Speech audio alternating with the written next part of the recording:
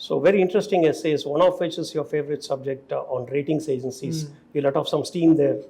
So no, we actually, more than steam, it was data intensive. It was yeah, rigorous. I saw that. It was a rigorous work. Rather than it was less emotional and more a very strong language where you question the methodology that they use. True. You're saying that they're not objective, and they're saying it's very opaque. Now, would you want to talk a little about that? No, I mean it's we did say that, and it is with backing. Because if you look at the methodology, basically the proof of the rigor of any exercise is the ability its replicability, ability to replicate it. Can we replicate it? Can we replicate the rating? Give the same data, you and I should be able to come to the same conclusion that this is what it is, but that is not possible. Because the weights assigned to the so-called qualitative parameters. And not only that, which one I don't remember between the three major ones, credit rating agencies, one of them has a qualitative overlay on qualitative factors.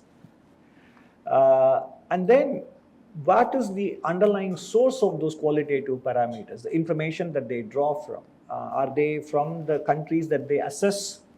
And by the way, it is not just India that voiced this. In the World Bank, the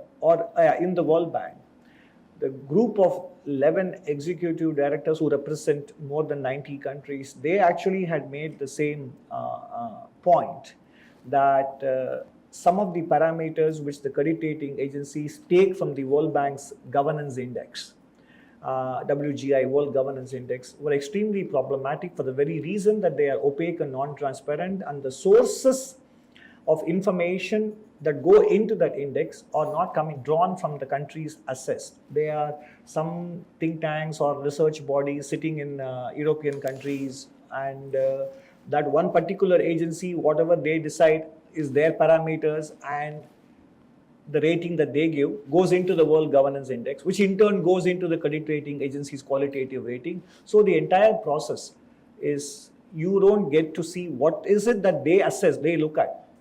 And do they take into account the fact that some of these parameters would have taken a couple of centuries to evolve to current state in today's developed countries, whereas we are at a different stage of development, etc. All those factors, nuances are lost. You mentioned about foreign ownership of banks as being a factor. Exactly. I mean, why should that be?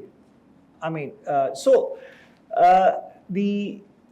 not only more foreign ownership of banks, and also more importantly, I look at this World Governance Index of the World Bank, which is a very important component of the credit rating process. Now, governance and institutions and growth, the research is basically, there are several arguments that some of these things evolve along with economic growth. They don't precede economic growth. And countries reach a particular stage, and then they discover they need some different sets of institutions for governance, and then those institutions evolve.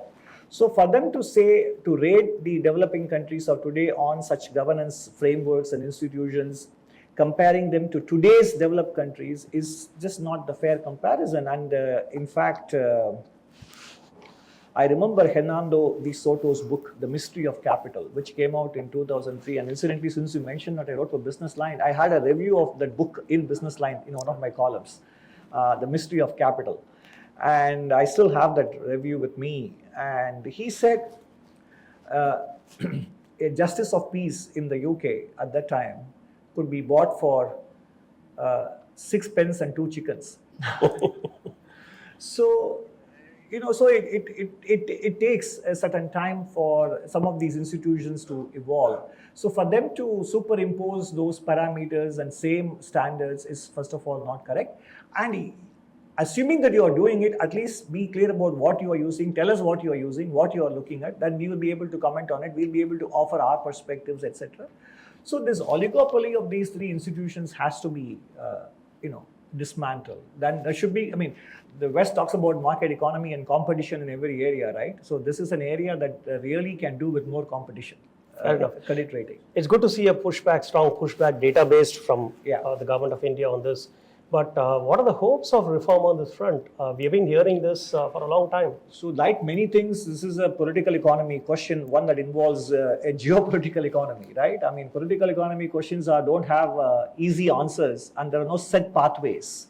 And sometimes, usually, we know that specific events or crises usually become the trigger for such reforms. Unfortunately, the crisis of 2008, the global financial crisis, when credit rating agencies came under the spotlight for all the wrong reasons, right? I mean, for the kind of securitized instrument that they rated so high, which overnight became junk, etc. So that was a good moment for a reform of the credit rating space. But I think we have past that. Yeah, that bus has left the station.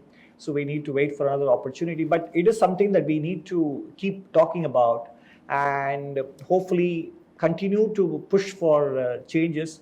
And then when circumstances coalesce, the change happens.